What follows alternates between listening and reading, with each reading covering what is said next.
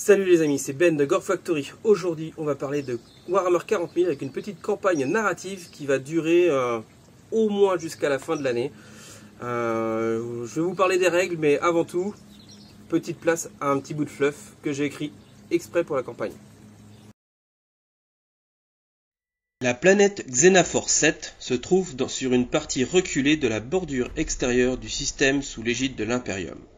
Cette planète est si reculée qu'elle est presque coupée du circuit d'approvisionnement classique de l'Imperium, et elle est quasi laissée à l'abandon par ce dernier.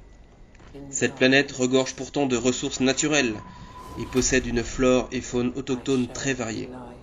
Elle comporte plusieurs cités ruches, administrées par la garde impériale. Des postes scientifiques, des espaces désertiques ou reculés au fin fond de la planète. La faune et la flore sont vraiment variées. La garde impériale, qui se trouve presque en autarcie depuis des lustres, commence à se tourner sans savoir vers les dieux sombres. Une partie de ces soldats, pourtant alloués à l'Imperium, se retrouvent laissés pour compte, et du coup, des sectes chaotiques commencent à émerger parmi les habitants des cités ruches. Ce que le sénateur qui administre cette cité, cette planète, cet ensemble de cités et cette planète en place ne sait pas, c'est qu'une rébellion se prépare dans ses rangs. L'empereur à quatre bras, autrement appelé le culte Genestealer, a mis en place des troupes sous les bas-fonds des cités ruches. D'après les rumeurs, le terrible Lucky le Biker serait aux commandes de ce culte Genestealer et fomenterait un coup d'état. Pendant ce temps, une bande d'orques menée par le tristement célèbre Grisgut Gazbag, appelé simplement par ses troupes d'Akononel, prépare leur invasion à partir des montagnes noires, lieu du crash de leur Space Hulk à la suite d'une panne moteur que leurs mécanos n'ont pas réussi à réparer. Ce dont ignore aussi ce sénateur, c'est que Magnus Calgar a eu vent que les Xénos tapis dans l'ombre de la planète préparaient une invasion. Une force de reconnaissance ultramarine a donc été envoyée sur place, menée par le lieutenant Attilius, pour débusquer les Xénos. Méphiston, quant à lui, grand archiviste des Blood Angels, a eu vent des problèmes d'allégeance des gardes impériaux. Ne pouvant pas laisser ça se faire, il envoie aux commandes de Léonide une force de Blood Angel afin d'éliminer les hérétiques. Donc, après cette petite présentation fluff de la planète Xenafor 7, parlons un peu de règles. Donc la campagne, nous allons être 4 joueurs. Arthur avec ses ultramarines, Kevin en Blood Angel, Maxime en Orc et moi en culte Genestealer. Donc notre but ça va être quoi? Donc on va commencer avec des territoires. Donc déjà un petit peu pour l'historique, ça fait des années que je voulais faire une campagne vraiment comme ça, donc c'est l'opportunité là maintenant, j'ai le matériel de le faire. Pour le faire, j'ai la place pour le faire, donc on se lance. Il y aura quoi? Il y aura 4 factions en jeu, il y aura des factions neutres aussi qui pourront intervenir sur des scénarios bien spécifiques. Nous allons commencer avec une force de 500 points par joueur et notre armée va évoluer. Comment on va la faire évoluer? Nous allons avoir tous 50 bases. Comme expliqué dans le fluff, nous avons chacun un rôle à jouer sur cette petite planète et des objectifs différents. Donc on va chacun avoir un camp de base avec des bâtiments. Chaque bâtiment va nous débloquer différentes unités. Donc pour commencer, nous allons commencer avec 500 points d'armée. Nous aurons accès seulement au choix de personnages de maximum 99 points, à tous nos choix de troupes. Et après, en fonction des armées, soit un choix d'élite, soit un choix d'attaque rapide, pour compléter cette force. Ensuite, comment faire pour augmenter notre armée? Au fur et à mesure, au fil des parties, et par rapport aux scénarios qui ont été écrits pour la campagne, donc j'ai déjà un total de 7 scénarios décrits, nous gagnerons des points, des crédits pour pouvoir les consommer derrière et racheter des nouveaux bâtiments qui vont nous permettre, un petit peu à la Dawn of War en fait, on va construire des bâtiments qui vont nous débloquer de nouvelles unités. Donc, au niveau de l'inspiration, je me suis inspiré d'une Ligue Warhammer que Games avait créée dans les années fin 90, début 2000 je crois.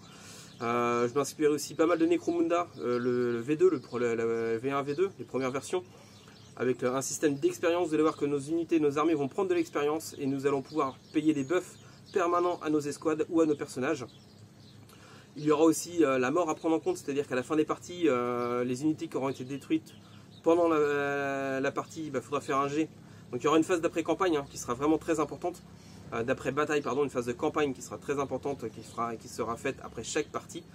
Et donc nous aurons différentes mécaniques à faire. Donc, et d'une, entretien de nos territoires, éventuellement construire de nouveaux bâtiments, embaucher des nouveaux soldats pour augmenter notre armée, ou tout simplement recruter pour compléter les escouades où il y aura eu des pertes.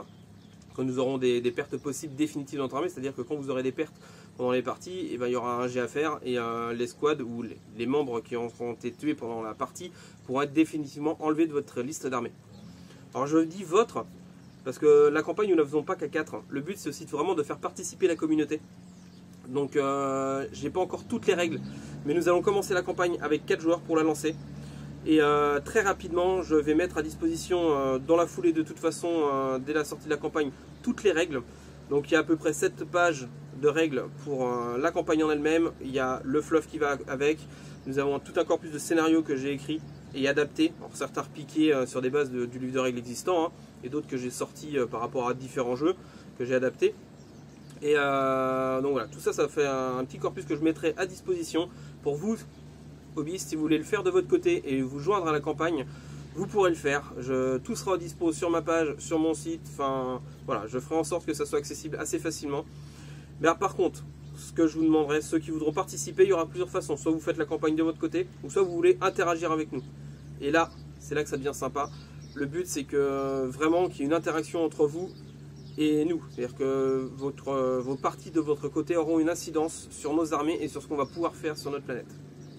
On en reviendra un peu plus en profondeur quand tout sera ficelé à ce niveau-là et quand on aura lancé la campagne, je reviendrai dessus, je reviendrai vers vous pour vous expliquer un petit peu comment ça va fonctionner pour les interactions entre vous de votre côté et l'impact que ça aura sur notre campagne chez nous. Revenons un petit peu au cœur du sujet, la campagne sur Xenaforce 7. Cette planète, elle va être représentée avec une carte stratégique en 3D.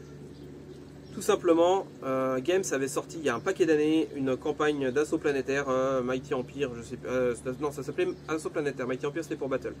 Assaut planétaire, donc moi j'ai tout le matos pour représenter ça, donc la carte de campagne, elle va être fixe, avec chaque camp de base représenté sur la carte, et nous pourrons faire évoluer nos armées et conquérir de nouveaux terrains.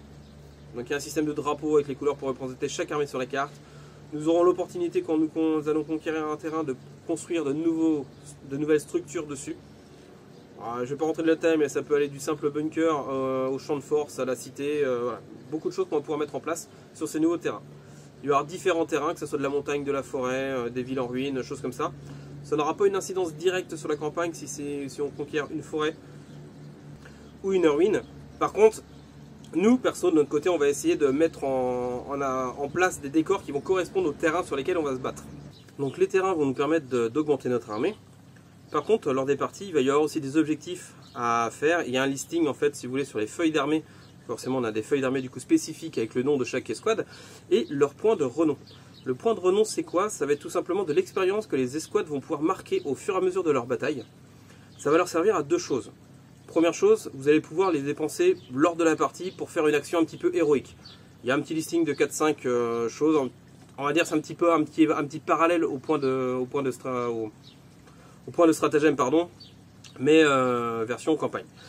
Sinon, vous allez pouvoir les stacker, les cumuler et attendre d'atteindre un certain seuil pour pouvoir débloquer des compétences que vous allez pouvoir payer à vos escouades et du coup les améliorer définitivement. Pour exemple, vous allez pouvoir payer un +1 en CT à une escouade. Alors, à une figurine de l'escouade, pas l'escouade complète. Vous allez pouvoir payer un +1 en CC à une figurine de l'escouade.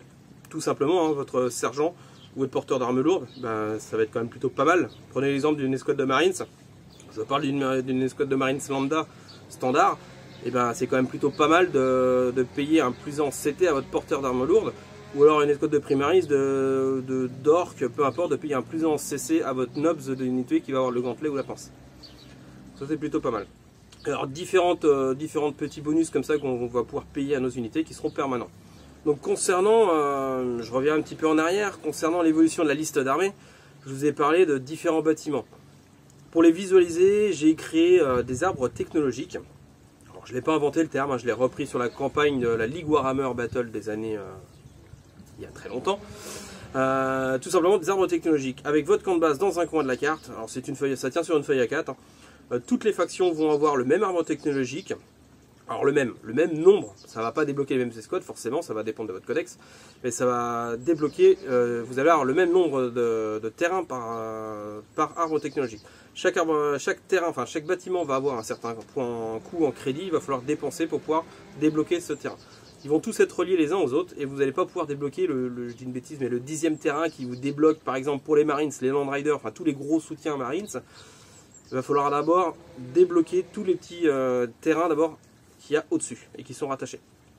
Donc j'ai créé les armes technologiques pour les Space Marines, pour les Orcs et pour les Cultural Stealers.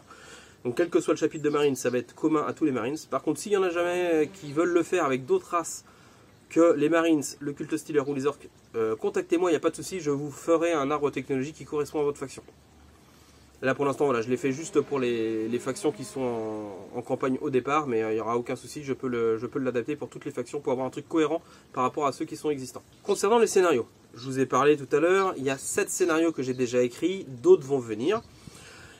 Et là c'est important, quand vous allez faire une partie, les armées ne seront pas forcément à point égal. Là on est en du jeu narratif, donc du coup on ne va pas du tout se battre à force égale, sauf bien sûr sur la première partie, puisqu'on part tous avec 500 points d'armée, à 2-3 points près. Quand vous allez vous retrouver avec votre adversaire, vous avez, admettons, vous commencez, vous avez 500 points d'armée, votre adversaire lui a déjà fait 2-3 parties, il a 700 points d'armée. Et bien pour choisir le scénario, j'ai créé un tableau de génération de scénarios. Je me suis lourdement inspiré de Necromunda.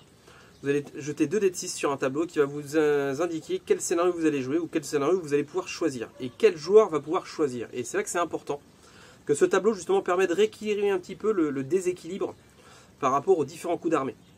C'est-à-dire que le joueur qui est en sous-puissance, va souvent avoir l'ascendant et le choix, être à l'initiative du choix du scénario.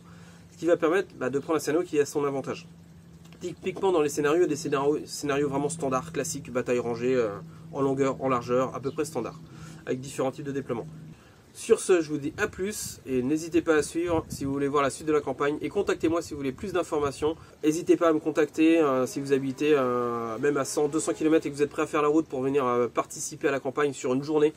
On s'organise ça, il n'y a pas de problème, que ce soit en semaine, que ce soit en week-end, on peut gérer ça et s'organiser sur une journée et se faire 2-3 scénarios dans la journée. Il n'y a aucun problème, vous êtes les bienvenus. Allez, je vous dis à plus.